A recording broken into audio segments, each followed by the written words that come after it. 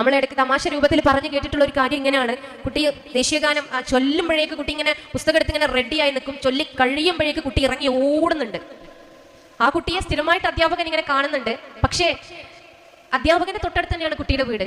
4 മണിക്ക് സ്കൂൾ വിട്ട കുട്ടി 5:30-ക്കൊക്കെയാണ് വീട്ടിലെത്തുന്നത്. നീയല്ലടാ ദേശീയഗാനം ചൊല്ലുമ്പോഴേക്കും പുസ്തകമൊക്കെ പിടിച്ച് ഇറങ്ങി ഓടുന്നത് കാണാറ്, പക്ഷെ നീ വീട്ടിലെത്തുന്നില്ലല്ലോ. അത് സാറേ, പിന്നെ ദേശീയഗാനം അങ്ങോട്ട് ചൊല്ലുമ്പോൾ സ്കൂൾ വിട്ടല്ലോ എന്നുള്ള സമാധാനത്തിൽ ഇറങ്ങി അങ്ങോട്ട് ഓടി പകുതി അങ്ങോട്ട് എത്തുമ്പോൾ എൻ്റെ വീട്ടിലേക്കാണല്ലോ ഞാൻ പോകുന്നത് എന്ന് ആലോചിക്കുമ്പോൾ പിന്നെ പോകാൻ തോന്നൂല. അപ്പൊ പിന്നെ അപ്പുറത്ത് ഇങ്ങനെ പാടത്ത് കുട്ടികൾ കളിക്കുന്നിടത്തൊക്കെ കുറച്ച് സമയമൊക്കെ നിന്നിട്ട് അങ്ങനെ ഇങ്ങനെയൊക്കെ നിന്നിട്ട് ഏകദേശം തല്ല് കിട്ടും എന്ന് ഉറപ്പാകുന്ന ഒരു സമയമാകുമ്പോൾ ഇരുട്ടായി തുടങ്ങുമ്പോൾ അങ്ങോട്ട് കയറി ചെല്ലും.